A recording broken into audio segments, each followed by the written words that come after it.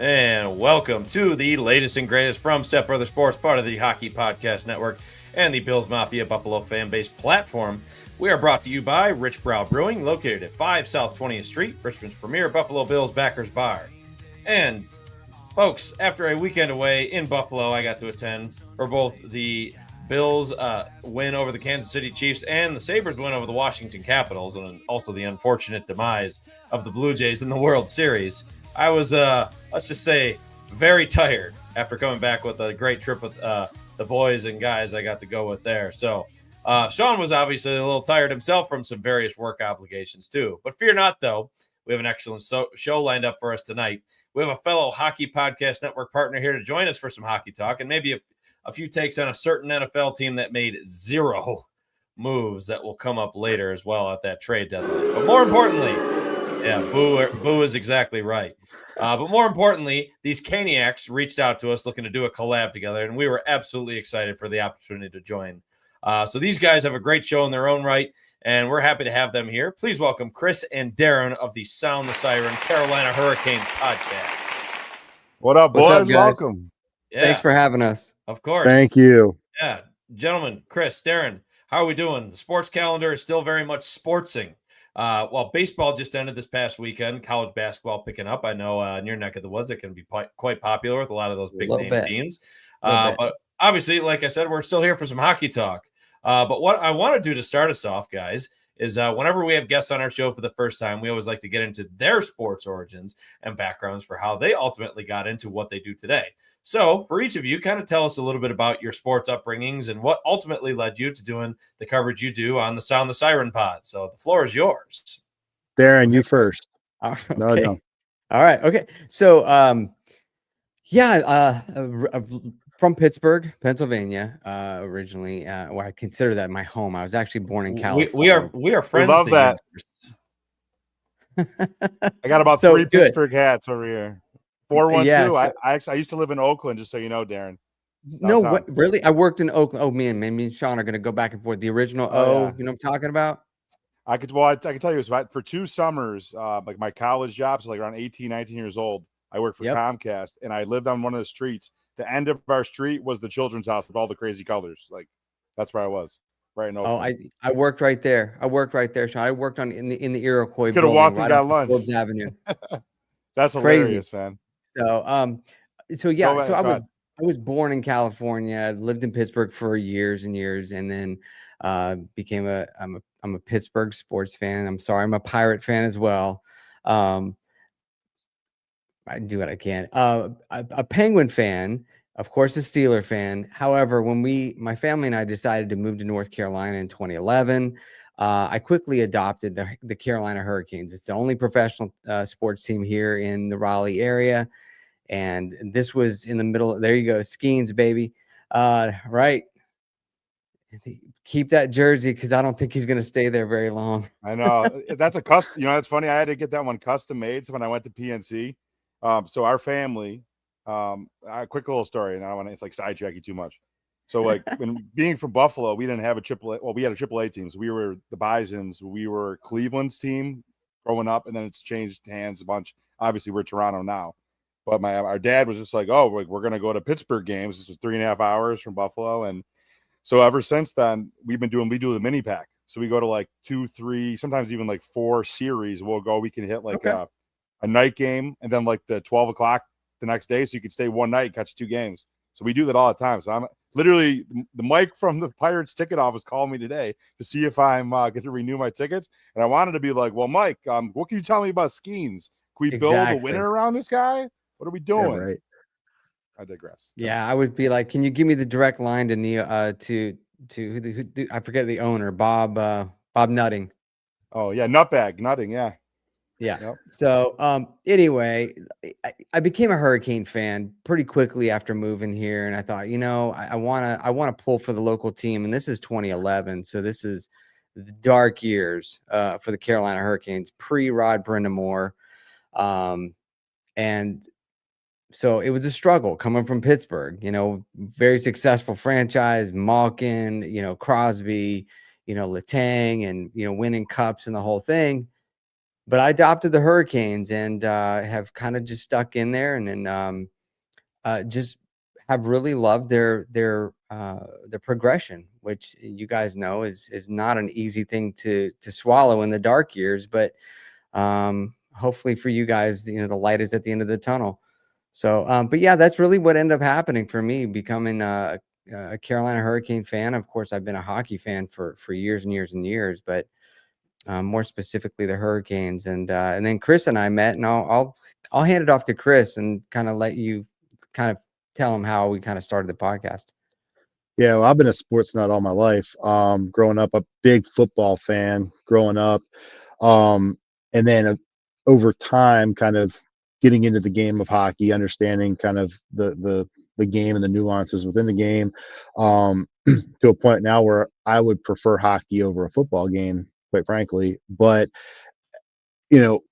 moving down to North Carolina, knowing that I was going to move to North Carolina back in, I think it was 2006, I knew that was going to be a foregone conclusion. So I had kind of already started to adopt the Hurricanes as my team. Just so happened to be the Stanley Cup year, and I was thinking, oh, this is perfect. I got a cup winner. I'm jumping on a bandwagon right when it's time to jump on a bandwagon, and then nothing for like 13 years. It was miserable watching Carolina Hurricanes hockey for a while, and you get yourself excited about certain players, and then those players were nothing, and it ended up just being just a cycle of just mediocrity at best.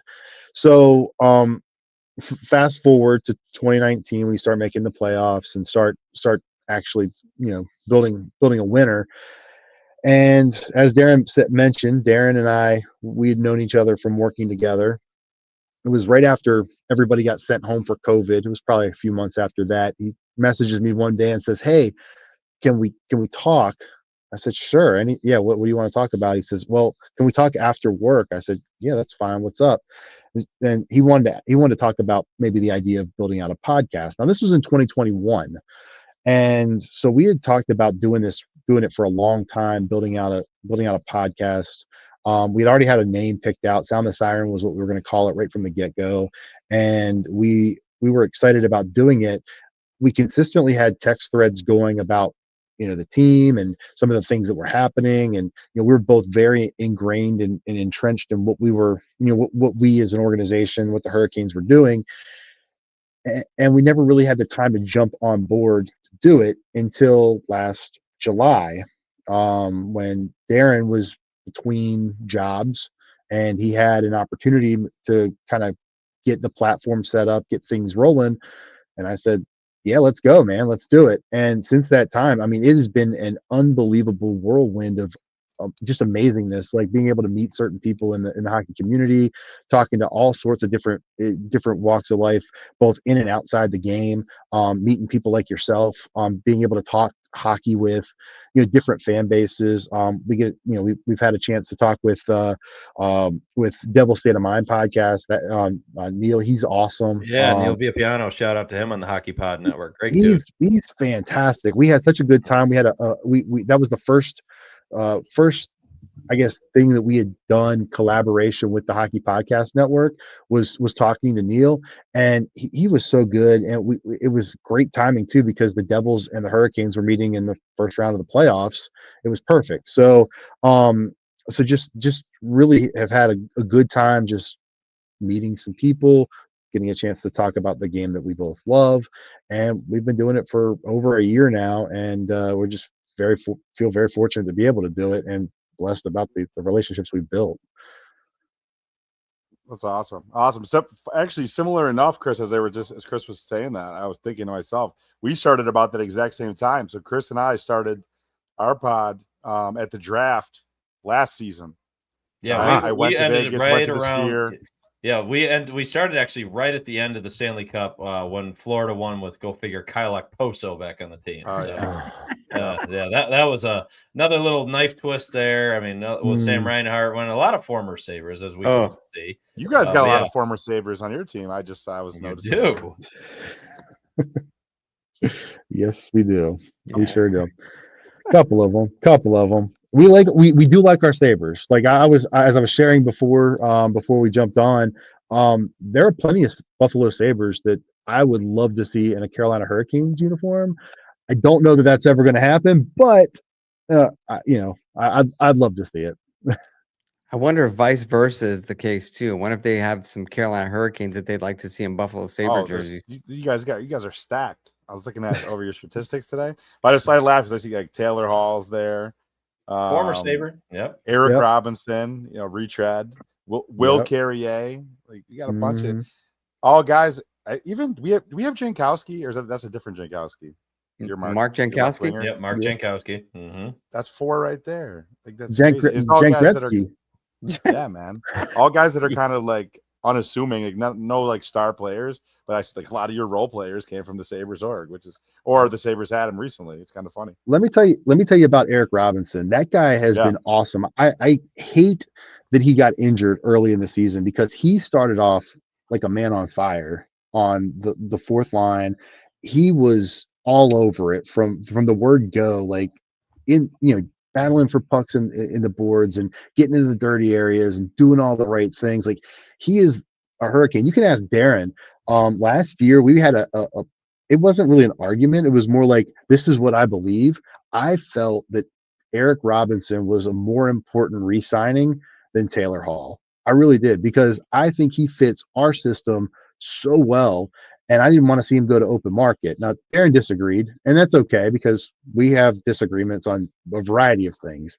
But I was excited to hear that we had re-signed him after we had already re-signed Taylor Hall. And then I started thinking, well, that's like 13 forwards. Like, who's going to play? And then all of a sudden, now we've got all these injuries. It's like, well, I'm glad we've got all these forwards to be able to slot in. So, but Eric Robinson was somebody that I had high on my card to re-sign coming into the off season this past year.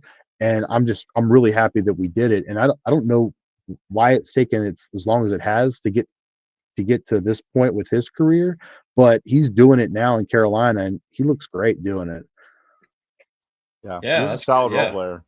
Absolutely. For us, for a short while. We only had him for a hot second. Sabres picked him off waivers a couple years ago, but still he had a little spark, even though it was kind of met with like an eye roll for Kevin Adams making any kind of move, and that was his move at the time. But still, to kind of get right to it with the Canes. So, like we've already been talking about, Sabres certainly have a history with this team. But the Canes have had a really strong start to the 25-26 season. Already at as of now, 8 wins, 4 losses, 8-4 through the first 12 games. So they got an awesome defense. They always have, highly competitive. A couple key things I thought were standing out to us. I mean, Seth Jarvis, Sebastian Aho, your center core right there, kind of leading the way. Some outstanding offense there. Pyotr Kochetkov, I mean, a goaltender that's really like making some Canes fans question for what's been going on with Freddie Anderson. I mean, he started off with like a 25 save shutout against the Rangers. So again, goaltending depth is looking strong for Carolina right now. Keandre Miller, big new defenseman, with a trade from those aforementioned New York Rangers, scoring 2 goals in his debut actually too. So that was pretty wild to see. Getting a lot of ice time on there, averaging over 23 minutes a game. Alexander Nikishin, Mike Riley, again, share the lead in plus minus with plus 10. So you want them on the ice for any offensive play for the Canes. But obviously some questions on the other side of things with the power play. Unfortunately, not doing so hot right now. The Sabres know that a bit too well also. I mentioned Freddie Anderson. He's had some early season struggles, still kind of sitting right around somewhere between an 880 and an 870 save percentage. Andrei Svechnikov, expected to kind of hopefully make a return after that knee injury. You hope to see him kind of come back relatively soon. I know our early season stats might not show him as a top scorer, but still, gentlemen, what have been your takeaways so far this season? As I kind of really just touched on more or less some Canes cliff notes, but you got Rod the Bod leading the squad for his 8th year behind the bench. So how's things going in Raleigh? I mean, I'll go first. So obviously we pay attention to the nitty gritty and the granular details of what's happening with the team on a day-to-day basis. So, they've been pretty defensively depleted, a lot of injuries on the defensive front. So Keandre Miller has been out, Jacob Slavin has been out, Shane Gostisbehere has been out. So for all intents and purposes, we've basically been playing half of our defensive core with AHL players, except maybe for Mike Riley, who is a kind of a quote unquote journeyman, but he's been a great fit to the organization. Sounds familiar for some Sabres folks listening. Exactly. Sounds very familiar. The thing that is and just so that if for you guys that are Buffalo folks, that you guys maybe get a little bit of a handle on Carolina, league wide, I think gets a little bit of a bad rap. I know that they're always in the top of the standings and they're always a Stanley Cup, according to odds makers, but they do get a bad rap for, I think, Eric Tulsky being the general manager and him being like this nerd science guy. And, but I'm going to tell you something, just because Chris and I are so attuned to what happens on a day-to-day basis, I can tell you right now, just very humbly, I personally think that Eric Tulsky is probably one of the top general managers in the league. If you look at how he has managed this salary in this salary cap era right now, look at the signings that he's got for the next several years. He just signed Jackson Blake and Logan Stankoven to 8-year extensions that start next year. He's got Keandre Miller locked up for 8 years. All in a rising salary cap NHL in the years to come. So exactly. And so I just wanted to just kind of at least put that out there prior to, kind of getting into the nitty gritty. But again, defensively, we've been injury plagued. Chris, what you just said was specific. We also picked up Brandon Bussey off of waivers out of the Bruins AHL affiliate. He has been a breath of fresh air. He's been amazing. So basically, we have 3 legitimate NHL goalies right now on the roster. And knowing Freddie Anderson's injury history, I think it's going to be a good thing long term. I'll let Chris hit the offensive side of the puck, but I just want to say defensively, for what we've been dealt with here early on in the season, to be 8-4 and having guys being shuffled around right now as the key guys, what I would describe as Jacob Slavin been out, Keandre Miller been out, and Gostisbehere been out. Personally, I could not be any more pleased with this start that they've had. Now, there's been a couple hiccups that's going to happen, but for the most part, I have no issues about how some of these guys have stepped up and stepped into their roles. Yeah, from an offensive perspective, it's funny you mentioned Keandre Miller and his 2 goals. He actually has double the amount of goals that Nikolai Ehlers has. He got his first goal last night against the Rangers on a beautiful shot. Not to mention Ehlers was a huge pickup for you guys in the very offseason. big. Very big pickup. As a matter of fact, I liked him as a better fit than Marner, to be honest with you. I thought that his game fit better than what Marner's game might have fit and how Marner may have fit in the locker room specifically. I think Ehlers is probably just a better fit for the culture, but also the way he plays, the style of play, the speed he plays at. Not to say Marner doesn't have speed, but I just felt that Ehlers was a better Carolina Hurricane fit. He started off a little slow. It does take time. I mean, he's played his whole career with one team. It does take some time to adjust and to get acclimated. Darren and I talk about it all the time about when you have new players that join a system, our system in particular, from the defensive side, it takes a little bit of an adjustment period to kind of understand what some of the systems are, some of the complexities, some of the things that you need to expect from your partner and from the rest of the group defensively so that you might be able to be successful. Brent Burns and Dmitry Orlov are 2 examples of that, where they came into our system not really knowing the system right away. And for the first 20 to 25 games, I didn't think that they remembered how to skate. Like, they looked bad whenever they started with us, but over time they got pretty good. Orlov, the second half of his first season was really good. Last season was not as good as it should have been. And Burns, he was really good for good long stretches of his time here. However, he was kind of tailing off a little bit, which is what prompted him to leave to free agency over the summer. But offensively, I've liked what we've done I like what Aho and Jarvis has been a complete animal. He's a man possessed right now. He got the empty netter last night, but he's all over these games.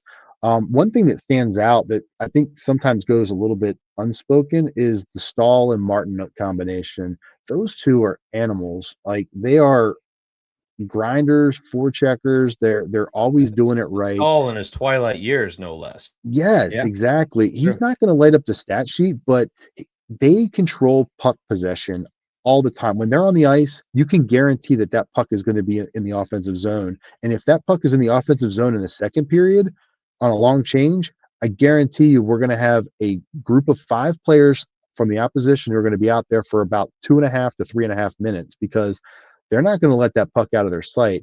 They've been awesome. And again, it's early in the season. They're really their minutes. I don't know that they've been averaging a ton of minutes, which is great because they are getting a little bit up there in age, to your point. But they've been great early on. And Stahl's a great leader in that locker room, somebody who sets the tone, sets the pace, and understands the culture. Martinook is another great voice in that locker room. You can always count on him to have good words for the boys as they go out into battle. As far as like our fourth line, I mean, it's been a mixed bag on our fourth line just because we're missing Carrier right now. We're missing Robinson right now due to injury. So it's been Bradley Nadeau, Mark Jankowski has stepped in and has played a lot as well. Jankowski's been pretty good. He's a big frame. If you put him in front of the net, he's going to wreak some havoc. And Bradley Nadeau, he's got just a ridiculous release on his shot that he's going to be an NHL player at some point very soon. I don't know where we put him in our lineup though when everybody's healthy. That's the point. That's the problem that we have right now, which is a good problem to have, I suppose. Very much a good problem to have. I mean, Yeah, absolutely. the Sabres themselves, like they have a glut of forward prospects, but yet they choose to put Mason Geertsen in the lineup, and that's led to a lot of, let's just say, questioning with how Lindy Ruff is building the lineup on a nightly basis, especially with all their injuries that are currently being dealt with. So we feel you. Yep. So yeah, no, it's going to be interesting to see just how, because Nadeau's played decent. He's got a goal. He's crushing it in the AHL though when he's playing there. So it's only a matter of time before he gets elevated to an NHL. Folks, for those tuning in, the Charlotte Checkers, the Canes AHL affiliate. Actually, it's a Chicago Wolves. It used to be the Checkers. Wolves. Oh, Charlotte Checkers are somebody else. I forgot. Florida. Yes, Florida. Yeah. Yes. They were, by the way, Chris. I mean, the Charlotte Checkers were the AHL affiliate. Okay, so just the Hurricanes for a long time. Yeah, yes. They were. Yeah, this probably happened just only a couple years ago. We ended up being affiliated with the Wolves, and then we had no affiliation. I think it was last year, which was awful. And then this year, the Wolves have kind of, or maybe it was the year before, because the Wolves were our affiliate last year. That's how we got the Spiros Anastas. He's awesome, by the way. Thanks for the correction on that, because I was just under the assumption that it was still Charlotte Checkers, because it would have made sense geographically. Absolutely. Yeah, well, because our ECHL team is the Greensboro Gargoyles, and those actually, the ECHL always has the best name. I mean, Sabres, that they have the Jacksonville Icemen, so. Yeah, that kind of thing. Yeah, love it, man, love it. And also nowhere close to Buffalo, and for your sense, it's nowhere close to Carolina. Brilliant name. So overall, though, I am pleased with how we're playing. I do think the power play is definitely a kind of a talking point for not just for the start of this season, but really all of 2025. If there's one common thread amongst all fans in 2025, if you're a Carolina Hurricane fan and you're disappointed in one section of the game, it's the power play. It has been bad. Like it sometimes it's painful to watch. I almost wonder if we should request to go on the kill instead of the power play, because I think we're a little bit more aggressive and a little bit more effective on the kill sometimes than we are on the power play, which is crazy to say. But I think at one point during the season last year in 2025, I think it was between the months of January and March, I think we had more shorthanded goals than we had power play goals. That's a real stat. Like that was crazy to me. So that's crazy. Yeah, if there's one team that could understand, it's us, because I think the Sabres are sitting at about number 1 PK in the league right now. And their PP has been terrible as of late. Their power play was atrocious last season. They were like dead last, which they wouldn't even set up in the offensive zone. Hey, That's I do want to ask you guys to be honest with you. So Carolina, again, we've been in the last, 7 or 8 years, we've gotten spoiled. Rod Brindamore has come in and changed the culture of the Carolina Hurricanes. A new owner in Tom Dundon. He's willing to spend. Eric Tulsky, you guys we talked about that a little bit. Prior to him, Don Waddell, who is the GM for Columbus Blue Jackets. So the last 8 years, 7 years, we've made the playoffs ever since Brindamore took the head coaching position. Assuming we make the playoffs again this year, but I want to kind of ask you guys, as the Sabre guys, it's been a while. It's been a while. Isn't that a song? Isn't that a song? That is an understatement. But I'm sitting there thinking. And I'm sitting there kind of going down the lineup that you guys have with the Sabres. I mean, you guys have high-end talent. Norris, Thompson, Tuck. I mean, and then defensively, you guys are really good young defensemen. Darlene. I'm just curious what the Buffalo fans are like, and the players, at what point in time are they like, I'm sitting there thinking about the players, like, at what point in time does Tage Thompson say, "Look, or Darlene, look, I'm ready to make the playoffs"? What in the world? So how do you guys kind of talk about those kind of things? Oh man, I mean, Sean. All right, so you ask a very good point.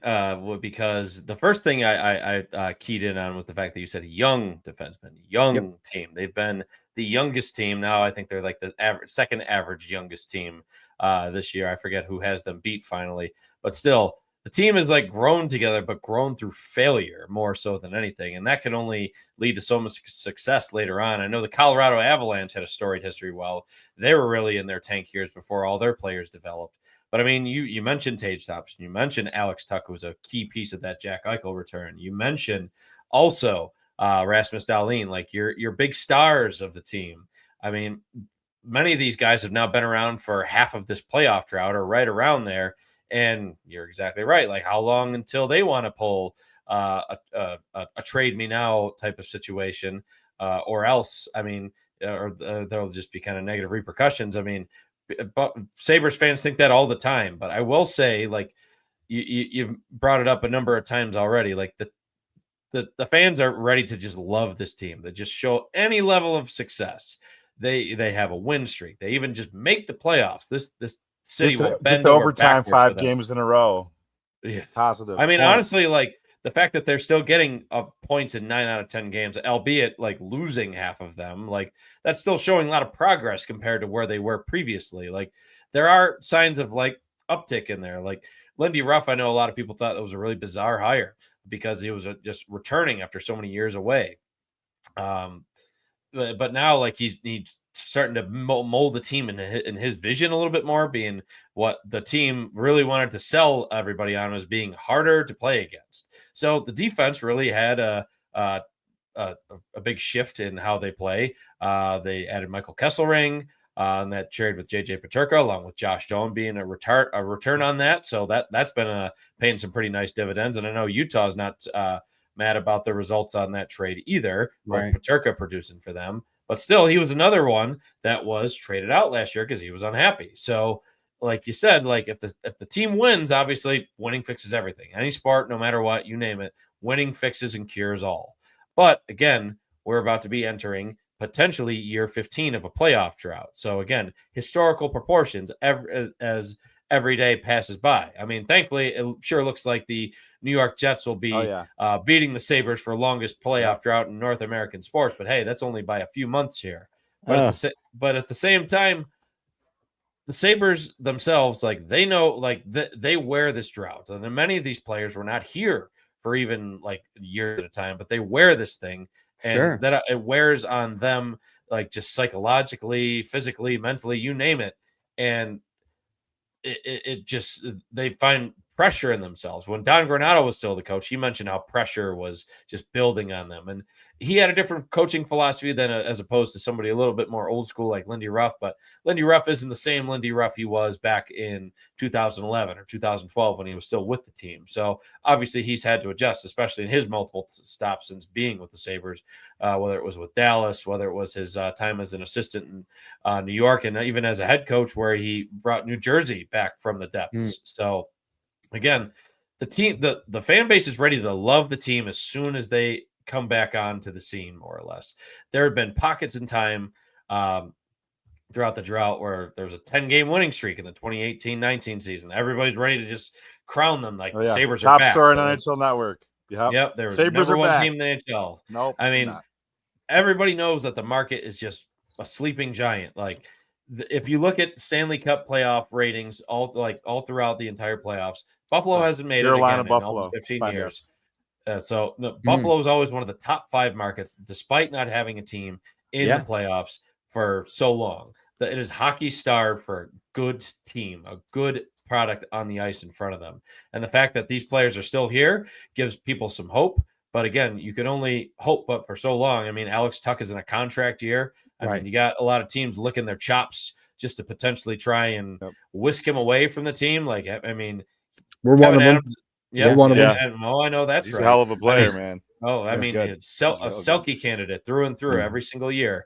But you can only just ask these guys to give it their all night after night, but then the wins just aren't adding up. But this year, again, granted, we're only about 12 or so games in. It feels different only because they're winning games they wouldn't have normally won before. You guys also mentioned some injuries that Carolina's been dealing with. Sabres have had a rash of injuries. Sean, I'll kind of let you talk about a bit of those because that's just been the name of the game so far this season.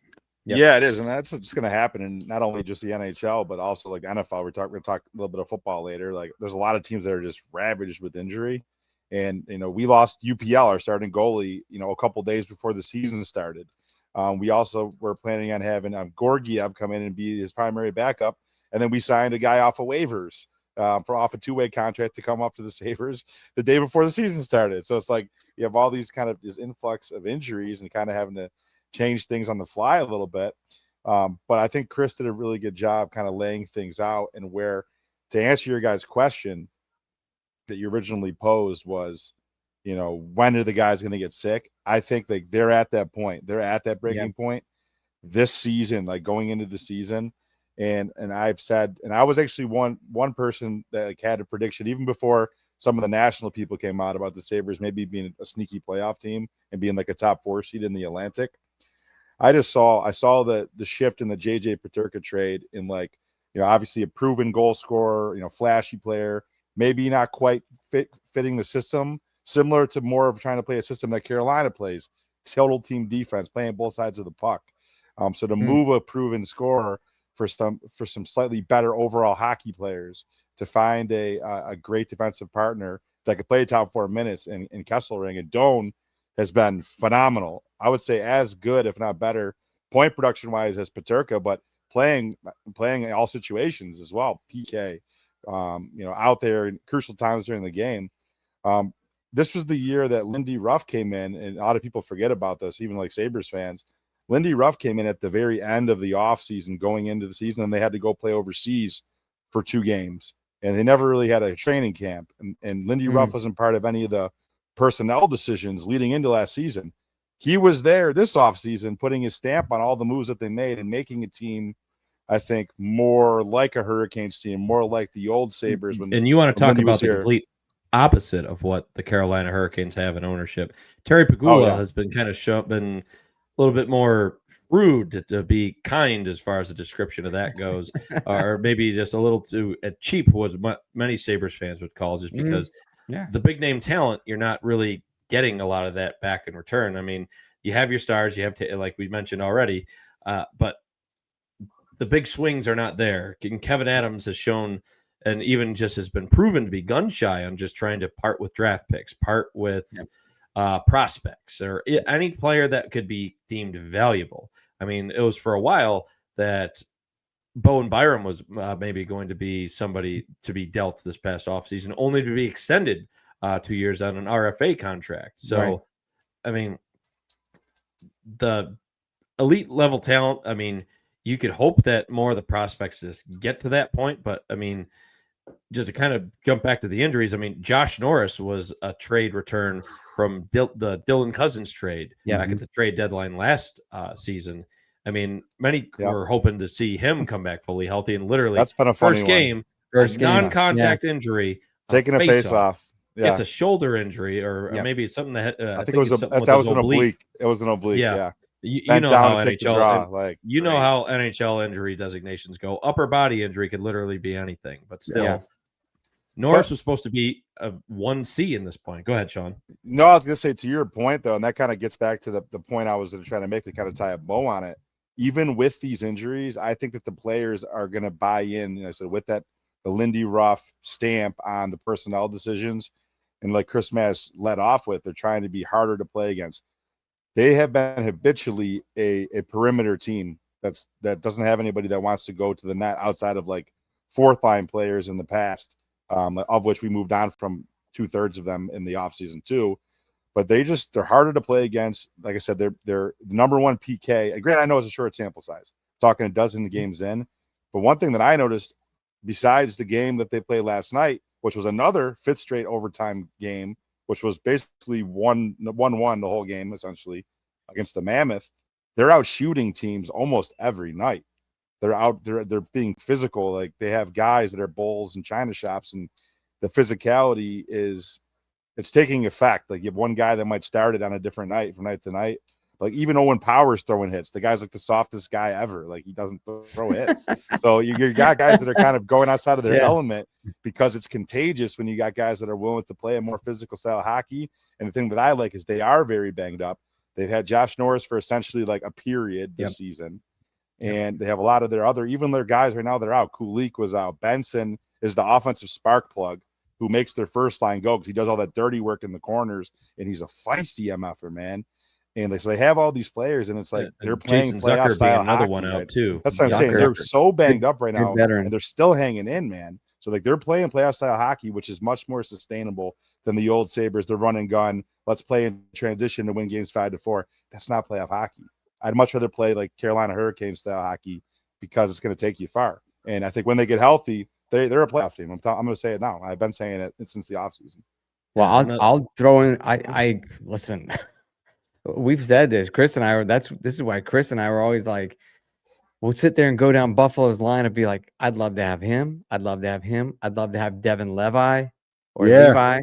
So if they're willing to give him up, we'll take him in a good trade. But I was also going to say too, you're still paying that Jeff Skinner salary.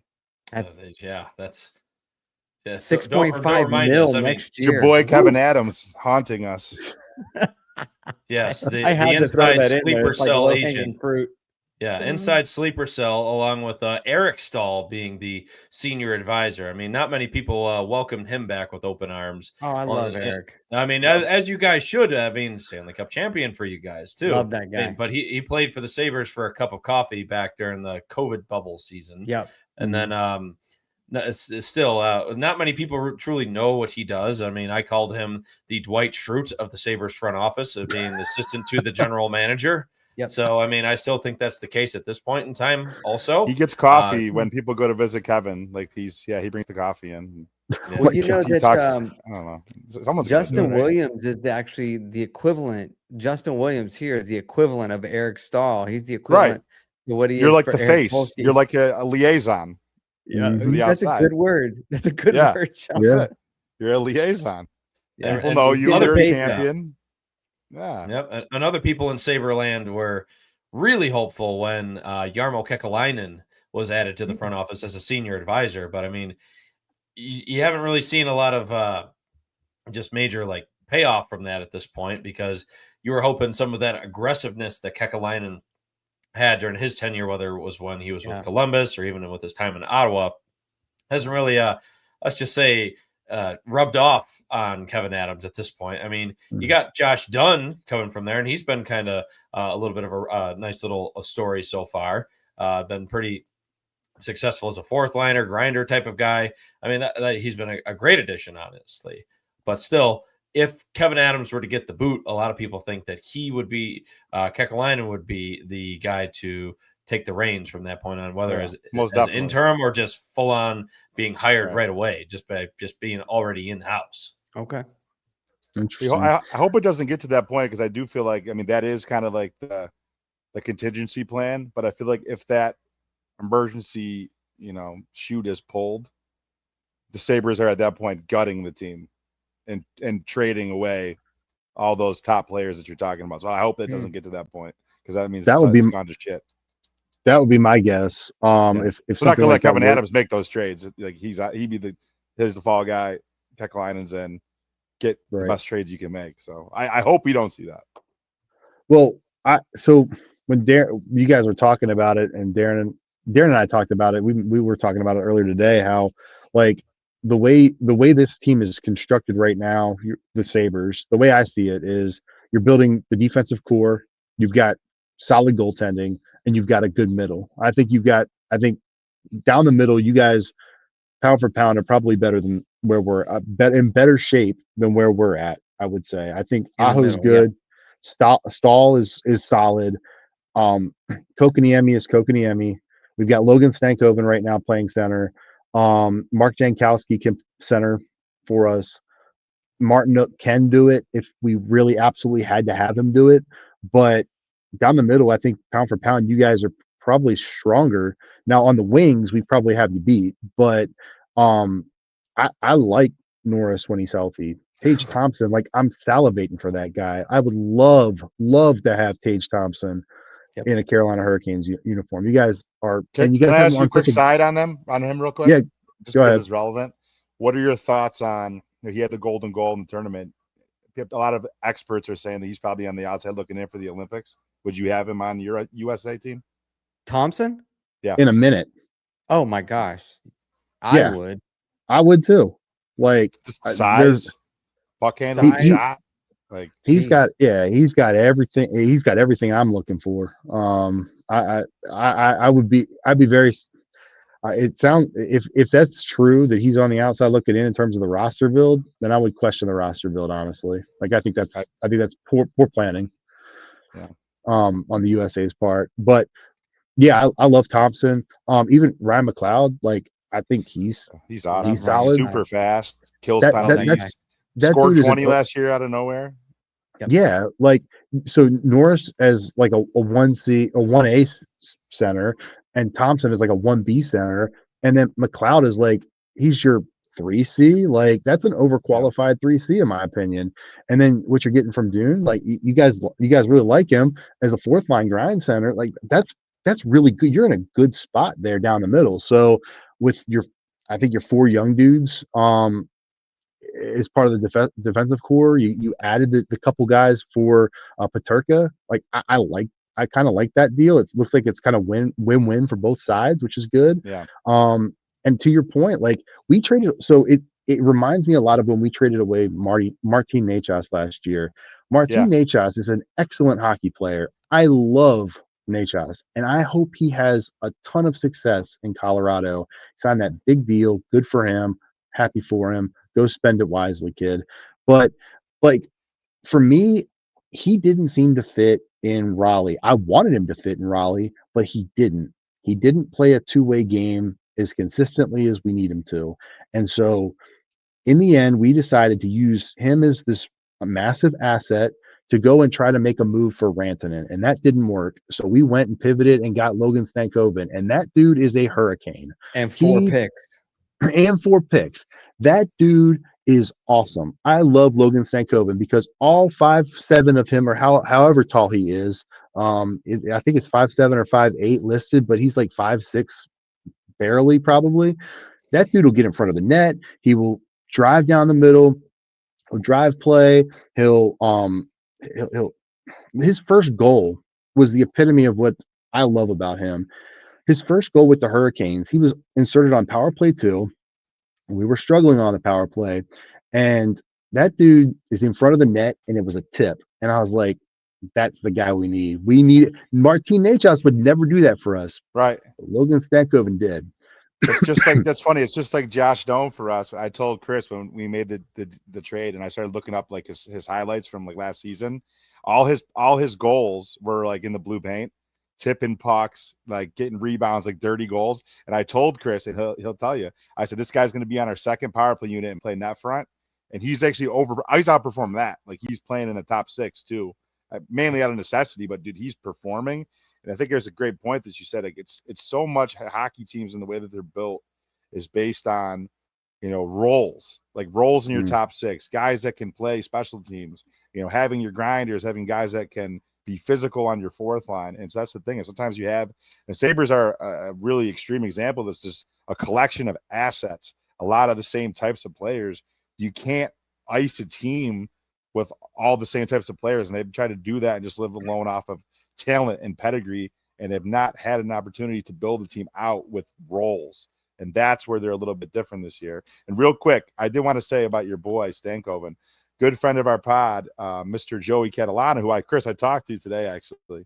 He works for Bally Sports for the Stars, works on their TV broadcast, and he had nothing but amazing things to say about Stankoven. So when that whole crazy trade scenario happened with Rantanen not signing, then that was the key return. I was like, oh man, the Carolina's going to get a guy that they probably coveted because it was oh, you gave away the better player. No man, that was a hockey trade. Well, that's I want to just insert. So Sean, you kind of going back to some of our original points, and again, I'm pumping Eric Tulsky up. I know, and you probably guys are like, shut up about Dr. Napoleon Dynamite. That's what I call him. But that was a perfect example of Eric Tulsky understanding prior to anything happening that he took a big swing, it didn't work. And guess what? He pivoted. And for us, I think Chris would agree, that's the kind of GM for us is like, that's what you want. He's active, he's knowledgeable. And then what he does is he goes out and he specifically gets Stankoven. And then, of course, he gets 2 first rounds and 2 third round picks on top of that for a guy that they weren't even didn't even want to resign. So you get rid of Necas and get rid of Drury. And we both love Jack Drury as well, because he was a great serviceable fourth line center. But you move on from those guys and look at the return. And that's why I'm saying this is why I think a lot of times the league, or what you'll hear from the league or media about the Hurricanes being these analytic darlings and all they do is rely on analytics, I'm going to tell you that is false. Because yes, while we do have a very prominent analytic group and a team at the facility, Rod Brendamore's not an analytic guy. Tim Gleason is not an analytic guy. Jeff Daniels is not an analytic guy. They're old school hockey coaches. And what they've done is they've meshed these two things together, and it's really worked. And that's why, again, we're going on hopefully 8 straight years of playoffs. And I'm going to just tell you guys, even though we have not even made a cup final at this point, and I'm just telling you this as a fan, I would much rather be in the playoffs consistently always, as opposed to getting to a cup final and then not seeing it again for a long time. So again, that's why I was saying for us, we've been spoiled because Brind'Amour, and by the way, I was going to say Necas was drafted by Ron Francis. So Necas wasn't even originally a Rod Brind'Amour kind of a guy anyway. Not that they wouldn't have picked him, but he's not in that mold. Anyway, so we've gotten spoiled with Rod Brind'Amour as the coach, because the culture is just, you guys mentioned it, it's about fit. It's about accepting your role. It's about knowing where you're playing and saying, yeah, I'm going to go do that. Like, it's also about knowing your role and having that role articulated. I think our coaches do a good job of making sure that our guys know what their role is supposed to be. Like, this is what your job is supposed to be as the centerman, or this is what your role is supposed to be lefty D, or this is what your role is supposed to be on the fourth line. Like, when you're on Stahl's line, you know what you're getting, right? You're getting a heavy grind, forecheck, cycle, puck possession. You know what you're getting on that line. So when Svechnikov gets moved to that line, or Jarvis gets moved to that line, they know what kind of game they're in for that night. When you're playing with Aho and Ehlers on the top line, or Aho and Jarvis on the top line, or whatever Rod Brindamore decides to throw in the blender and spit out with Aho, like, you know what you're getting with it. It's fast paced. It's, it's quick puck movement. It's twitchy movement, and it's passing, and it's a lot. It's downhill stuff all the time. Consistent forecheck with all the lines, though, so you know what you're getting. And it's articulated to the players, so that part's important too.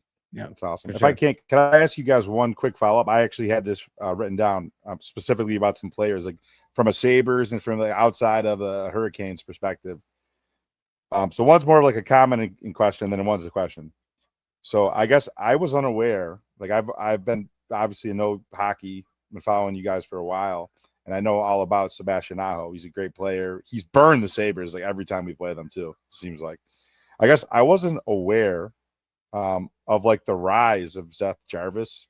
Like for him, is he considered technically your 1C? Is he your best forward/center at this point?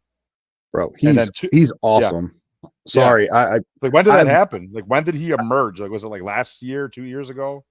So we were talking with Jimmy Murphy back in October, November of last year, and Jimmy Murphy spit it out pretty well for me. Because I couldn't remember exactly when the ascension happened. It was in that Carolina-Boston series back in, I think, 22 or 23, where we won it in, where we won it in 7, and Jarvis was amazing that series. I remember during that season, I had text threads with my counterpart here on our show, where Darren specifically said we should probably trade Seth Jarvis, and I said, you are nuts. Like, this kid is going to be so good. Yeah. And he is such an animal. I'm not sure if you got a chance to watch the Amazon. What is it called again? The Amazon NHL Face-Off? Yeah, NHL Face-Off. I'll definitely watch it. I'm a big so Seth Jarvis. Seth Jarvis was featured, I think, in episode 5. And I watched it, and that dude deals with so much self-doubt. It's unbelievable. But he is such a good, like, smart two-way hockey player, and he has so much skill. I would argue that he is probably our best offensive player. Aho is right there alongside of him. Those two feed off each other, though. When they're killing penalties, for example, like, it's no surprise whenever there's a 2-on-1 breakaway and both of them are breaking out, and your power play quarterback is the one trying to stop them. Like, those two just they are on the same page. They're all about, like, the Hurricanes winning the cup. They're all about winning. And I love Seth. Like, Seth Jarvis I got a man crush on that guy. I love him so much. And if he ever goes anywhere, I would probably change teams because I love him. After he threw me under the bus there just a second ago, and that's okay, because I will admit that I was wrong in that assessment. And the only reason I said that, and of course I'm a big Seth Jarvis guy now. Yeah. At that point, Chris knows this. At that point, we're still considered to be offensively small. So, we are slight when it comes to size. And I felt like Jarvis was just small. Well, he's proven me, and I have no problem ever being proven wrong, ever. That's why I've stayed married for so long. He has proven to me that, and I agree with Chris. To me, he is our best offensive player. In fact, arguably, he may be even our best penalty killer as well. I don't know. Jacob Slavin is so good on the penalty kill. Okay, well, he's just an animal. He is just risen. I think part of this, and I would encourage you guys to go check out that episode, Face Off, because first of all, he's funny, but he talks about, you don't see enough players just in the NHL. Right. It's just not a lot of personalities. Very charismatic. Yeah, cookie cutter scripted answers. All the yeah. So you'll have fun with that. But I can't remember what I was going to say. But anyway, yeah, he's definitely, a guy that has just kind of climbed that rank. Like, this guy's your best player now. No, that's awesome. Thank you guys for that. Opposite maybe Andrei Svechnikov, for at least for me. That was my next question. So you led me right into it. So my Yeah. second question. So as we're doing some prep like this afternoon, knowing that we're talking to you guys, I look at it's 12 games in, whatever it is, looking at the point totals, and I see two guys that jumped out at me immediately right next to each other in the point total. Two guys that were very highly thought of. So Jasper Kotkaniemi and Svechnikov, guys that were like at one point top 6, stalwarts and staples for the Hurricanes. And I just look and I was like, oh, 3 points and 3 points. So I think there's a story there. I love to hear you guys how have they fallen from grace? Are they just going to be middle 6 players? Because obviously you have players up top insulating them. Just curious because those are two big names. Yeah. I'll go first. I'll let Chris finish it, but I'll be really brief. Svechnikov was the number 2 pick in the 2018 draft behind Dahlin. Kotkaniemi was the number 3 pick behind Svechnikov in the 2018. Now, I personally think that Kotkaniemi was probably overdrafted. So when he got drafted by Montreal, it's just because of the need. That's it. I think if it was to be redrafted, he probably wouldn't even be in the top 25. Anyway, whatever. We'll leave that one. Svechnikov, I don't know how much, again, you guys know the granular details. Of course, he hurt his knee a couple years ago. Got pummeled by Alexander Ovechkin several years ago and just got knocked out. I don't know if there's any ramifications of that. I hope not. But, he's been a guy that he will show these flashes of a really typical power forward. In fact, the other night, who were they playing? It was the Islanders. He made a beautiful move against Matthew Schaefer and scored a great goal. And you're like, wow, that's what that's what gives you the goosebumps. You're like, that's the guy we need. And then what happens is he disappears for 15 games, and it's been very kind of typical of what he has done throughout the course of his career. I mean, he's had a couple of decent years of 20 plus goals, but he's never been that guy that has ever been able to really kind of consistently be a goal scorer, which is really what a physical goal scorer, which is what he was originally intended to be drafted for.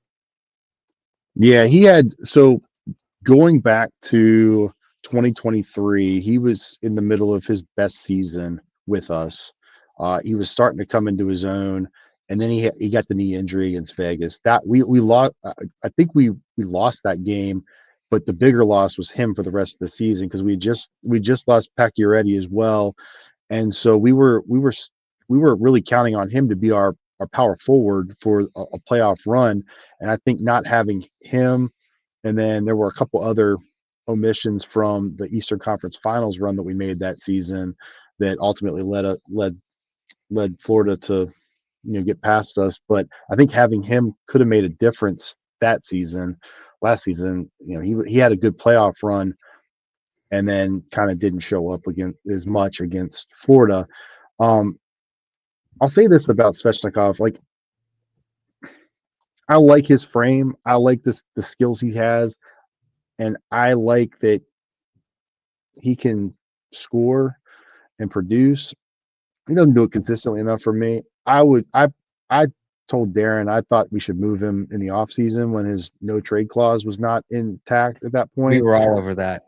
We were talking about moving him along with Nadeau, along with Pix and Kotkaniemi to Buffalo for Thompson and Tuck. Like, we were talking about all kinds of crazy iterations that may may not have worked out. But I mean, would you be interested in that? Because if you guys are interested, maybe we can make that happen. Well, but first not off, at present. I think not at I was present. going to say if the Sabres traded Thompson and Tuck in one package deal to the Hurricanes of all teams, I think KeyBank Center would be burned to the ground the following morning. Oh yeah, the opposite. Valid point, Chris. Valid point. So that's fair. It's been some great points. Let's just take a quick moment for our sponsor here. Yep. That would be DraftKings Sportsbook, an official sports betting partner of the NHL. And they are bringing you all the speed, skill, and nonstop action that you love. So, again, hockey season is here, of course, as well as all the other sports that are around. And DraftKings Sportsbook delivers the unmatched intensity of the NHL right to your fingertips. From player props to the thrill of live in-game betting, every puck drop is your shot to win big. So, new customers, this one is for you. Bet just $5, and if your bet wins, you'll get paid out $300 in bonus bets instantly. So just to kind of go over a couple of the current lines I was looking at here. Hang on one second. So the Bills playing the Dolphins, again, as us being our Buffalo station here, our Buffalo show, they are favored by 9.5 at the Miami Dolphins on the road. 9.5 favorites on the road against the Dolphins. It goes to show you what's going on down there in South Beach right now, and Mike McDaniel really just being a rudderless ship at the moment. But if we're looking at our topical teams of the night with the Sabres and Hurricanes, tomorrow, Hurricanes are hosting the Minnesota Wild. They're favored by -1.5 at home, money line -192. And if you're looking at the Sabres, they are hosting the St. Louis Blues. They are home dogs to them. They are +190 right now, while the Sabres, I read that wrong. They are -1.5 to win that one. So again, you got some good odds here. So DraftKings is always my easy place to go to for whenever you're looking at odds and trying to make a move, of course. But again, light the lamp all season long with DraftKings. Download the DraftKings Sportsbook app and use code THPN. That's code THPN to turn $5 into $300 in bonus bets if your bet wins. In partnership with DraftKings, the crown is yours. And for the disclaimer, gambling problem, call 1-800-GAMBLER. And in New York, call 8778-HOPE-NY or text HOPE-NY 467-369. In Connecticut, help is available for problem gambling. Call 888-789-7777 or visit ccpg.org. Please play responsibly on behalf of Boot Hill Casino and Resort in Kansas. Pass-through of per wager tax may apply in Illinois. 21 plus, age and eligibility varies by jurisdiction. Void in Ontario. Restrictions apply. Bet must win to receive bonus bets which expire in 7 days, and minimum odds are required. For additional terms and responsible gaming resources, see dkng.co/audio. Limit time offer, copyright NHL 2025, all rights reserved. And now back to our regularly scheduled program. That was You guys glad? good. Reading. Well done, You Chris. got like a free one. Here, by the way, real quick. So I was just looking at this. Yeah, so you guys are home against Minnesota. You've lost 3 or 4 to Minnesota head-to-head, including the last 2. Like that stretches back to like over a calendar year. Yeah. But interesting nonetheless. Minnesota gives us problems. Anaheim's another team that gives us problems for whatever reason. Yeah, I don't know what it is. Now we may be able to clip Minnesota this time. They've not gotten off to the best of starts. I'm not exactly sure why. I would bet Carolina tomorrow at home. Yeah. Yeah. Sure. So I like our chances against them, but I mean, you're right. They have had our number over the past couple of years, which is kind of crazy. 2-1, and then they got whitewashed 4-0 the time before that at Carolina too, nonetheless. Yeah, that one wasn't good. January of last year or this year. Yeah. But just shift things over a little bit just to kind of keep things topical. Again, obviously, us being a Buffalo-centric show, we would be remiss if we didn't ask you about your thoughts on the NFL and the Bills, of course. But yesterday was, let's just say, a very, I guess you could say, frustrating day for the Bills because, again, trade deadline came and went. I want to make sure I got your guys' take on this as well because Bill stood pat, trade deadline, much to many fans' disappointment. You have a team that has dire needs at wide receiver, defensive line. You could argue defensive back as well. You guys know Brandon Bean well, as he spent a lot of time in Carolina, just as the Panthers' assistant GM, as well as just kind of working his way up through the ranks. So he was there for both Super Bowl teams. But again, the fact that Brandon Bean is hoarding draft picks like he is Kevin Adams makes it a little bit more frustrating for Bills Mafia, as it comes off as really another wasted year of Josh Allen's prime. Bean was speaking today to the press saying that he still thinks the team is a championship team, takes 2 to tango, all that BS, blah, blah, blah. But I'm sorry. I mean, I tweeted this out yesterday. I mean, I don't want to see any more of those sunglasses memes of Brandon Bean looking all like a hard ass tough big guy. baller Bean. Yeah, so no that may have died unless again if Bills win the Super Bowl, I will eat crow just like I've eaten crow many a times. Hey, we're not the GM, but we're allowed to be critics at this point in this day and age. But still, I don't want to hear any more of the "we like our guys" when you were very clearly on the hunt for something to add. I mean, obviously, we're not gonna be privy to the conversations that went on behind the scenes. But Bills Mafia will rake him through the coals, especially if this wide receiver core, continues to show that they can't get open or get separation. and they can only really be useful for yak plays off of screen passes, like if you're just Khalil Shakir at this point, or Curtis Samuel being very similar. But you could also say that it could be an indictment on Joe Brady, another familiar face for Carolina fans as well. Playoff defenses can easily figure this team out, in my opinion. If James Cook gets shut down, be an uphill battle for Josh Allen, especially throwing to the receivers that he has. I mean, obviously Josh Palmer might be coming back relatively soon off that high ankle sprain. You got Gabe Davis making his way back. So, I mean, but that looks like it's going to be their deadline move, unfortunately. But you've got your best pass catcher as a tight end, Dalton Kincaid, but he's still not getting greater than 40% of these offensive snaps due to him recovering from an injury. Keon Coleman is showing classic Jag status, being just a guy, Jag.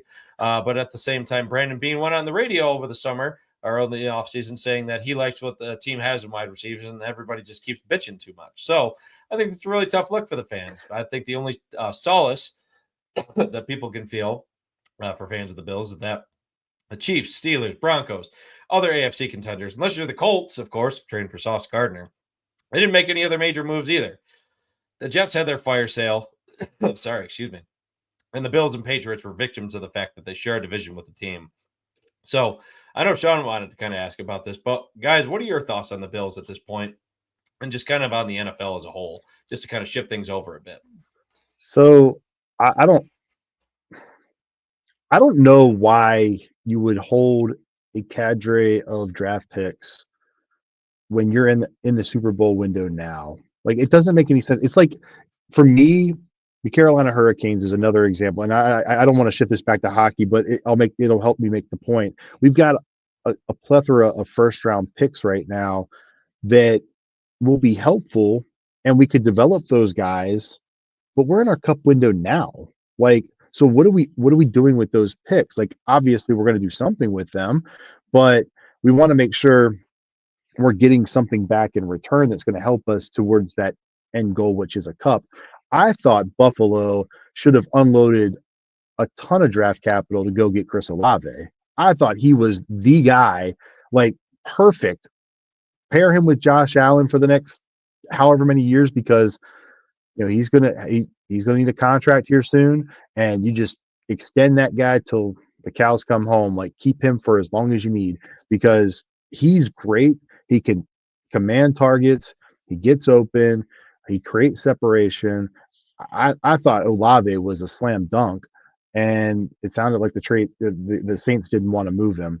But if you want downfield threat, Rashid Shaheed was available, and he did get moved. So why didn't you go after that? Why, Jacoby Myers was another name that was talked about. I thought he was probably similar in scope to some of the receivers you already had. So it didn't really seem to make a whole lot of sense for me. Not a needle mover in that case. Right. Yeah. You need a field stretcher in my eyes, because if you stretch the field with somebody, then all of a sudden that opens up more room for Kincaid. That opens up more room for James Cook. That opens up more room for, like, possession guy like a Keon Coleman, who may or may not be a guy. Like, well, he's a guy for sure, but is he just a guy, or is he the guy, right? So I don't know. Like, I thought receiver was definitely something to pursue. Defensively, sure. I mean, there were probably some moves to be made to help with the defensive front. And even in the secondary, but I thought the biggest add really could have been something that could have helped Josh Allen. And I think missing out on somebody like a Chris Olave, I mean, I heard even Jalen Waddle may have been on the market, but I don't think Miami would have moved him to Buffalo. So that was probably never going to happen. I thought Olave was the best bet, and unfortunately that didn't come to fruition. So, but Shaheed would have been somebody that could have made some sense, and it probably wouldn't have cost a lot. How much did he fetch? Was it like a fourth and a fifth? Yeah, I mean, that's nothing. Like, those are like camp bodies. Like, they may or may not work out. So, and if you have a bag of footballs, exactly, yeah, especially on a deep team too. Like, those guys exactly. it's gonna be an uphill battle to make the team on a good playoff team. So it's like bingo. So it didn't make a whole lot of sense to me that they stood pat. It reminds me a lot of 2023 Carolina Hurricanes, where Don Waddell said, we like our team. We didn't make a lot of moves. We like our team, and we got pummeled for it, because the fans hated that because as soon as he said that, Pacquiao went down, Svechnikov went down, and then all of a sudden we're throwing out Jesse Puljujärvi out there, which was not the best look in the playoffs. So No, the analogy makes perfect sense. So don't feel like that would not make sense at all. So I mean, again, as you can see, obviously a day has passed. I'm still a little testy on that subject. Sean, do you have anything else to say? Let me ask you guys this. So there's a two-part question, and maybe Chris, this first one's for you, and then second one for both of you guys. Yeah. So like the Bills, they've just been kind of like wildly like inconsistent, and I had said that we hadn't really seen their A game until Kansas City, and that was the only way they were going to win that game is by showing that A game. They had yet to kind of pull it out, even in week 1 on national TV against Baltimore. Like their defense was still pretty trash. Like their offense kept up, but they just haven't been hitting on all like 3 phases of the game. I think until this past game. So they get basically blown out at a game I was at against the Falcons on national TV, following a really close division loss at home against the Patriots, who now they're looking up at in the standings, by the way. And they're going to have to probably beat them in their building. That game. I've heard that from many people, many friends of ours, even on a fellow pod that we've been on a couple times, the Sports Brew. So shout out to Justin Green again. He gave me the perfect line. They play with their food too much. Yes, they do put teams away. And we talked about that. But so they do that. They lose the back-to-back games, and then they show up and they show you that, oh, we do have a fastball. We do have an A game that we can pull out, at least against the Chiefs in the regular season. So question one is, after seeing that, does that move the needle for you guys in any way, and in thinking that the Bills could either are not a contender this year? Maybe you've seen, if you paid attention, the improvements on their defense that quickly in the last 2 weeks, really since the second half in Atlanta, where it's been told, I guess, that Sean McDermott has taken over to play calling from our DC. Even though he didn't admit that, but it seems that people in the know are saying that's what happened. So do you see the Bills, from your kind of national objective perspective, they can get over the hump this year and maybe beat the Chiefs when it counts this year, and get to the first, at least get to the Super Bowl? And two, feel free to just talk about any surprises, whether it be teams, whether it be players, who you like as far as like MVP, and then your predictions for like Super Bowl, just league wide. Again, you guys are both Steelers and Ravens fans, so a bit of competing fan bases within the Sound the Siren. Nice. We'd love to hear your guys' takes. Well, I'm hopeful, as a Baltimore Raven fan, I'm hopeful that we can kind of pull ourselves from the ashes a little bit and make a run at the playoffs and maybe even contend for a Super Bowl this year. This was supposed to be a year we were looking at as maybe a possibility. Who knows what's going to happen? I mean, we'll see. That the schedule looks a little soft for us. These next handful of games, we've got a chance. But going back to the first question about Buffalo, I've always thought Buffalo was a contender this year. I looking at their roster top to bottom, every team has a flaw, but Buffalo's flaws aren't as apparent to me. You just have to be consistent every week, and if you can be consistent every week, you're gonna win a lot of games. That Falcons game was weird to me, man. Like, just completely weird. I was like, that came out of nowhere. Falcons should have never won that. Buffalo came out flat. The Falcons were trying to give that game away the entire second half. That was the Falcons Super Bowl. They've done nothing since that game, which makes it even more weird. And they got shut out by Carolina 30-0 the week before. Like, exactly. It was so, the whole thing was so weird. And then the Patriots game, playing with your food. I use that analogy a ton. My son plays travel baseball, and his team sometimes, I mean, it's a good baseball team. They're playing in these different tournaments, and a lot of times they'll get into a game against a team that they know they're better than, and so they'll kind of just muddle along, and they'll end up winning the game, but it won't be as dominant or as quick as I would like it to be. And it was like, guys, y'all are playing with your food. Like, just stop doing that. Like, just go out there, handle your business, get out of Dodge, get the win. And with New England, I think that they were hungry. They were like, okay, if you're going to play with your food, we'll eat it. And that was exactly what happened in that game.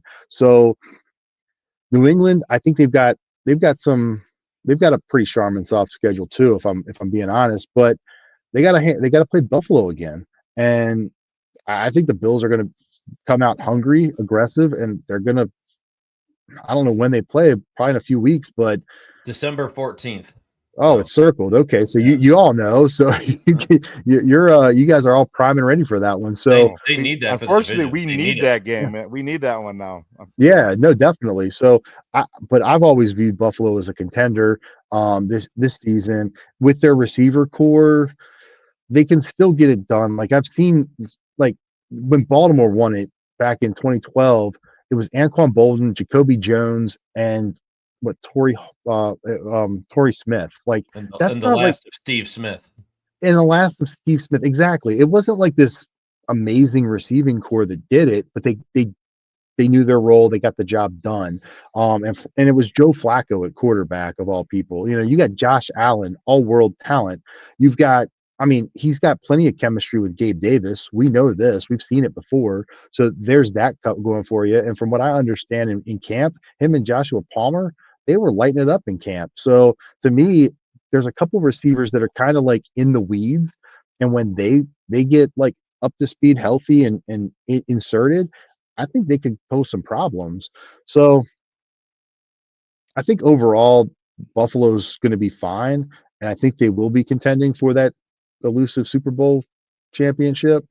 But they gotta come out and be consistent with how they're playing defensively. To your point, I think they played a pretty sound defensive game. Mahomes did not look comfortable at all, and that's a credit to the defense. So, you know, if they continue to show that sort of pressure that, and not just go out there, sleepwalk for a half, I think they'll be fine defensively. So that's my overall assessment on that. Darren, if you had anything else to add, I'm sorry, I'm kind of dominating this piece of the conversation. No, you can dominate. That's fine. Nothing would please. I'll just keep it very simple because I don't. Admittedly, all the football I only watch is really Pittsburgh. And I just fully admit that because I'm not the biggest football guy in hockey. So Chris could do that. They had a hell of a game last game. Hell of a game. Yeah. Knocking the Colts out. out. Knocked down the Colts. You talking about the Steelers? Yes. Listen, I have no idea how they are 5-3 right now. I predict that they are still going to end up being 9-8. I still really believe that because I don't think preserving that Mike Tomlin streak. I have about had it with Mike Tomlin. I am exhausted with Mike Tomlin, to be honest with you. And that's insane, man. That's insane. He's such a good coach. He's so good, man. He's so overrated. Please. No, stop. 9-8. When was the last time he won a playoff game? Doesn't matter. 8 years ago. What has he had around him though? He's involved in every decision. Every decision. Who has he had at quarterback? That's his decision. That's his decision. Yeah, look at who he's drafted. It's not him drafting it. It's the general manager. That's the guy you should be firing. You don't know the Steeler organization. He's right there with Omar Khan. I mean, that's exactly what he's right. He drafted Kenny Pickett first round. That was Tomlin's decision because he seen Kenny Pickett in the same. That was a terrible quarterback draft anyway. That was terrible. I'm just telling you, the Pittsburgh Steeler fan base have had it with him. I know they have. You guys are sick of him, and I think it's a mistake. You can have him all day long. I'm just telling you, they're most, and he's supposed to be this defensive guru coach. They're the most expensive defense in the entire league, and they underperformed. They should have never re-signed TJ Watt, in my opinion. I think they way overdid that. I would have gotten rid of that guy. It's fine because I think they're going to be paying for it later on. So, but anyway, I digress. I just think that you're going to see a team that if they get to 10-7, I'll be shocked. It won't shock me if Baltimore catches them. So, I'd love to see it. I wouldn't be shocked if Baltimore caught them either. I like our chances in both of those games, both in Baltimore. Baltimore's and margin for error is so low, though, just because of where they started. Chris is right this time. So, yeah, I would agree with him on that one. I still go back to this Mike Tomlin hate. Like, who are you going to hire that's better than Mike Tomlin? Who are you going to bring in? New ideas. That's all I'm going to say. I think he's just looking for new perspectives and ideas. Go do The standard is the standard according to Mike Tomlin. That's what he sells out of them. So the standard is 500 football. That's what Mike Tomlin's standard is. Then go do what Tennessee did and fire Mike Vrabel and bring in Brian Callahan. Do that. That's perfect for Baltimore fan. Love to see it. Mike Tomlin is so good. I can't believe you guys. You can say what you want. He's been there for 19 years. He's totally worn out his welcome. His football schemes are about as dry as a bone. I think he's got no creativity. Arthur Smith is another dry as a bone white piece of paper who I think has the most boring offensive schemes on the planet. I just don't get it. It's so dry. So when was the last time Aaron Rodgers threw more than 20 yards down the field? I mean, it's just dink and dunk. And it's just I'm burnt.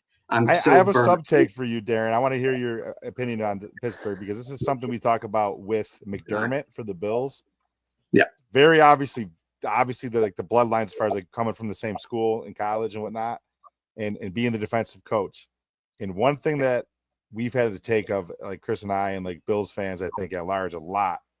We talk about how with McDermott being like a defensive minded coach, but also you never see any like high profile outside hires out of the organization. It's always promote from within for like OCs because a guy like Tomlin and a guy like McDermott is the guy and they don't want to have like a powerful voice next to them because they're the main guy, the head coach.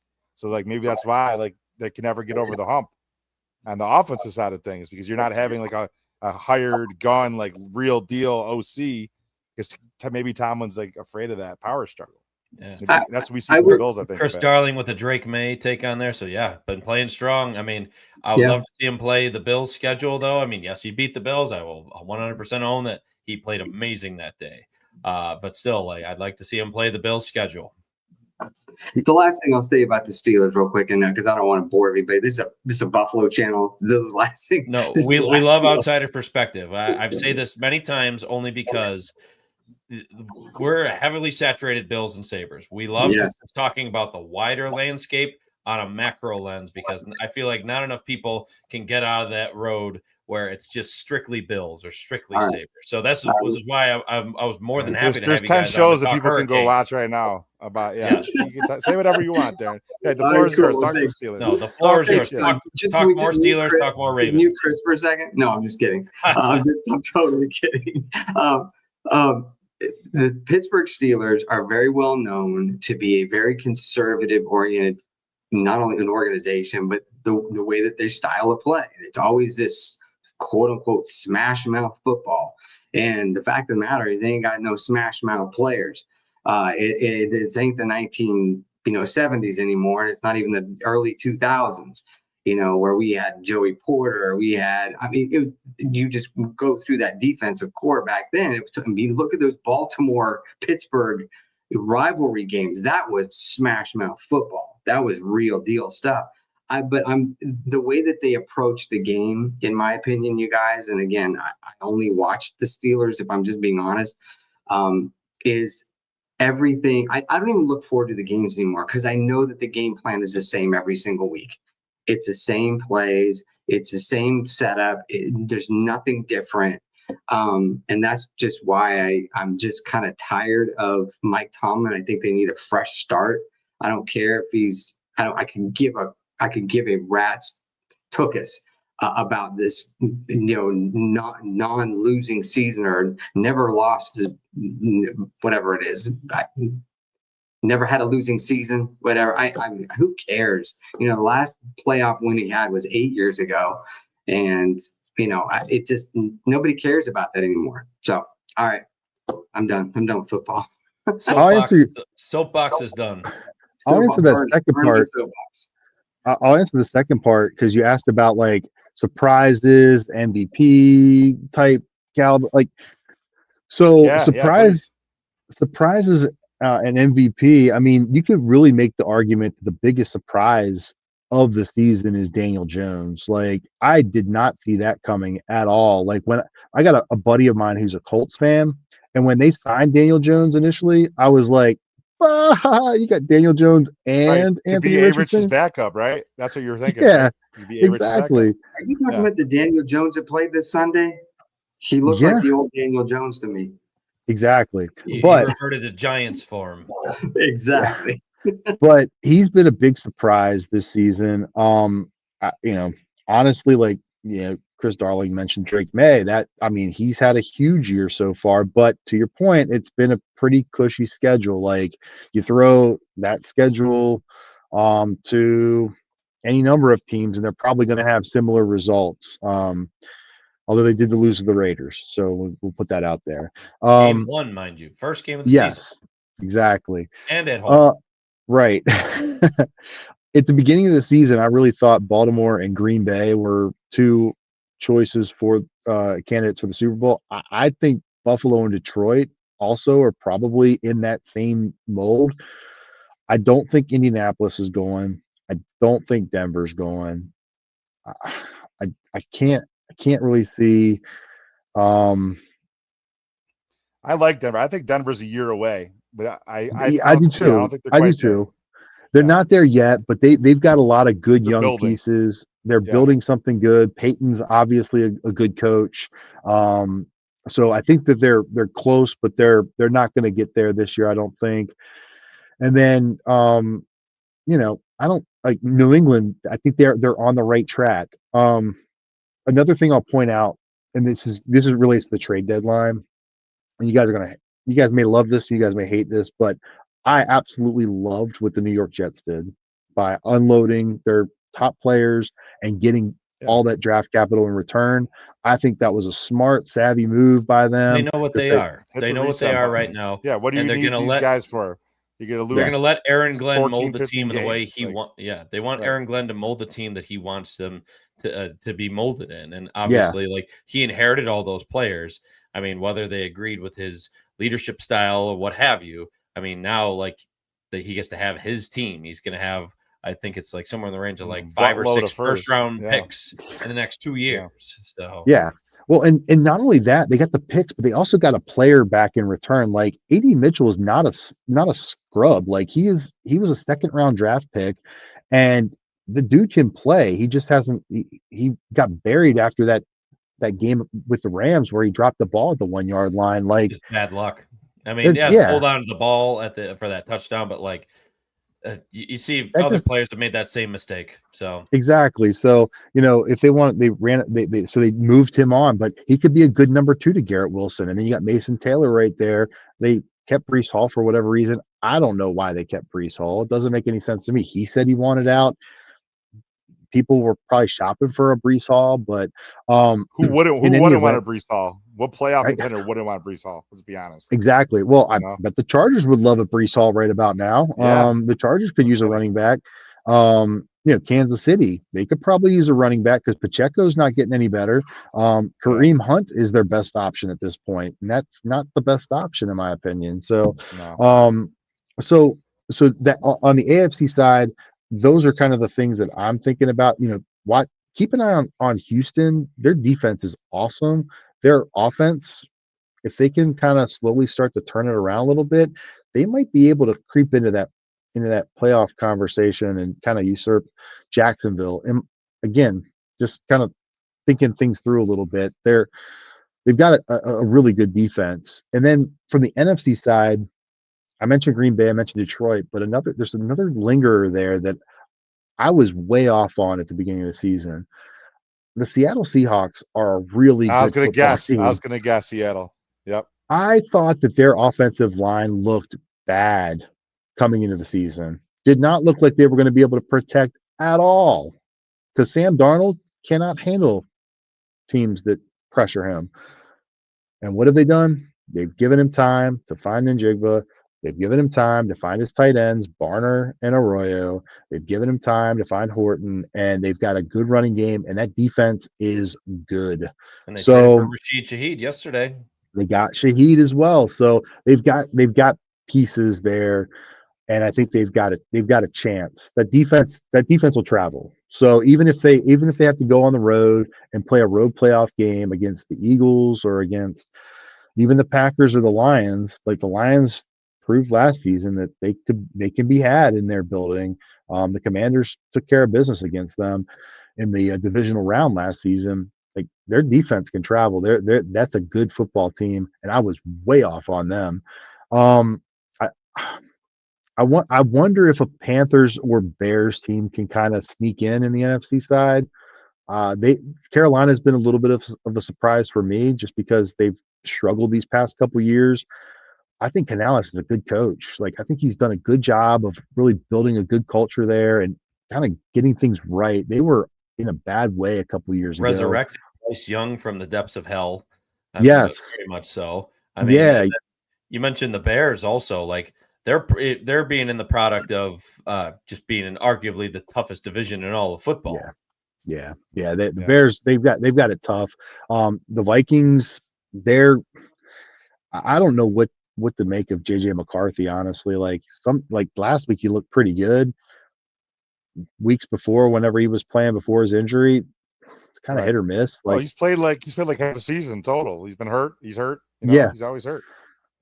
Yeah, your best ability a lot of times is availability, and he hasn't been as available as he needs to be. So, and then Carson Wentz obviously doing it with one shoulder the one week was unbelievable. But so I mean, I think the Bears might have a chance to sneak in as like an interesting wild card team. I kind of like what they've been doing as well. I thought the Cardinals were going to be better. They've got a lot of talent, but they're in a tough division too. The 49ers, they're injured. They've got a lot going on there too. The Eagles are going to win the East. I don't think there's any question about that at this point. Can't forget the Rams in that NFC West either. The Rams. Seahawks.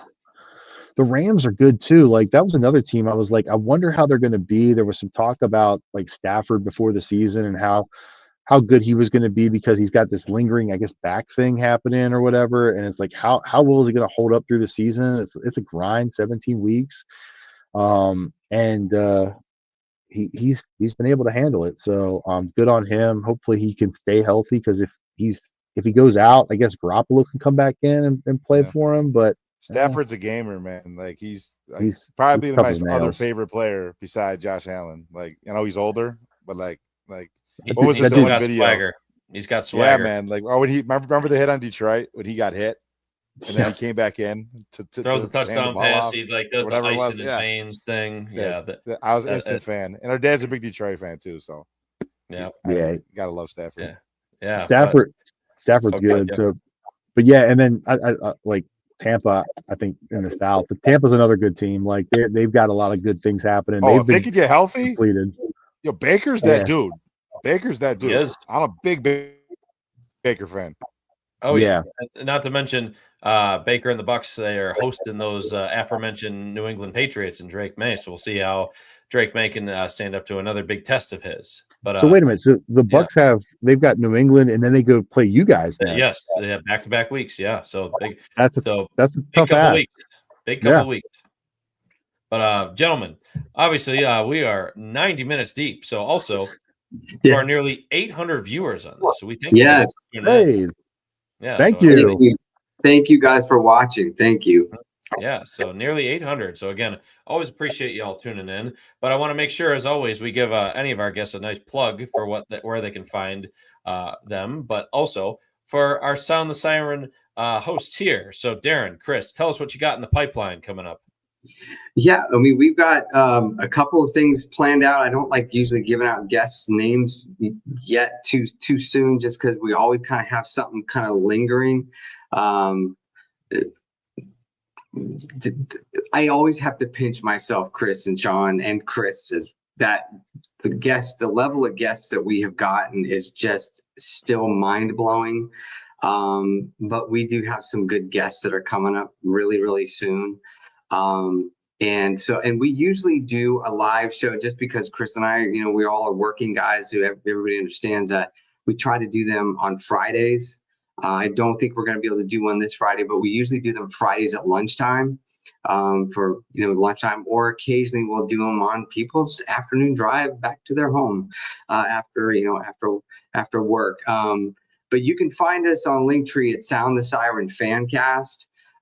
That's probably the best place to go for all of our socials is going there. And super appreciative of obviously you guys having us on. And Yeah. if anybody can go like and subscribe and all that good stuff, for us, we really, really appreciate it.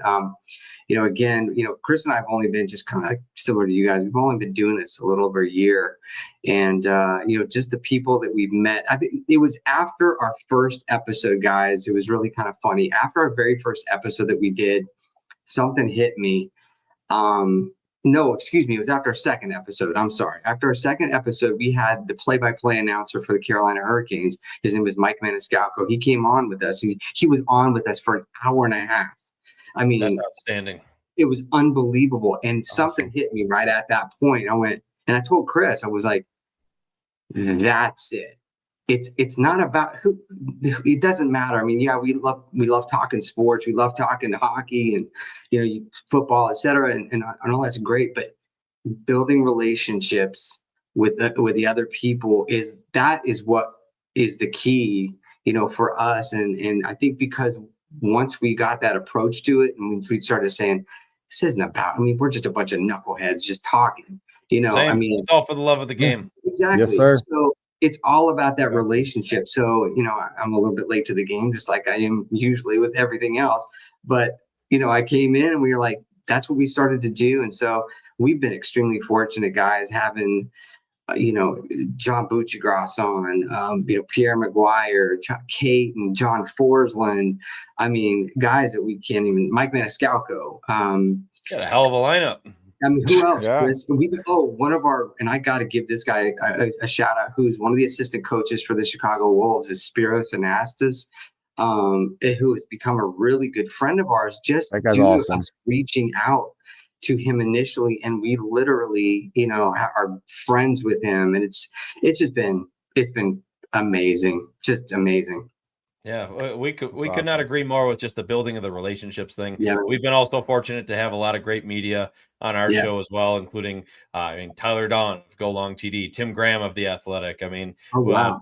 So again, it's all about the relationship. We're grateful for everybody we've had on in the past. Obviously grateful to have this opportunity with you guys. We'd love to do a collab again in the future, especially as time goes on. I mean, throughout the season, or even just when the playoffs are about to start. I mean, it's the name of the game. And the fact that, again, outside perspective is what we love to bring, not only just for Buffalo market, but just to other teams in general, because enough people just, again, this is just my own personal opinion. Again, enough people just don't really get out of their own lane, and they don't drink out of the faucet. That's all of the other sports. Yeah. Couldn't agree more. Totally agree. Couldn't agree more. Yeah. But for us folks, again, thank you to Chris and Darren for Sound the Siren. Thank we you guys will so absolutely be working again with you guys in the future. 100%. Shawnee V, any parting thoughts from your side of things for us? I know you had some Linus hot news as well. Oh yeah, so we just for those of you in the Buffalo or Western New York market, we are bringing back the Weiner line, a place for everybody that you can call in and either text the number or leave like I just tested this, so I know up to 1:30 voicemail, and we're going to play those best takes, whether it be from the trade deadline for the Bills. I even got, I think, somebody calling in about maybe Premier League soccer. Just people that I've been kind of meeting and networking, like we talked about. You can all call and kind of give your take, and we're going to read the best ones tomorrow on the show when we record it. Normally that show's on Friday at 9, but we're going to record it tomorrow because we do have some obligations. I have some obligations. Headed to Miami, little Bills-Dolphins trip for me on Sunday. There you go. Very cool, John. Very cool. But yeah, great to have you guys on. It's been a pleasure. I think we'll tentatively schedule our next one for Eastern Conference Finals when we play. How about that? We're gonna hope. We'll hope. Perfect. Hopefully we can see you guys there.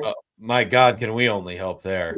But on our side of things, folks, where you can catch us next, it'll be next Tuesday, Veterans Day, November 11th. You can catch Mr. Ryan Talbot of the Shout Buffalo Bills podcast coming back to join us. So be on the lookout for that. So thank you, Ryan, for your time as well for that evening. With that being said, folks, again, to our nearly 800 viewers across all platforms, for us, thank you for tuning in. Obviously, we would like to say to all.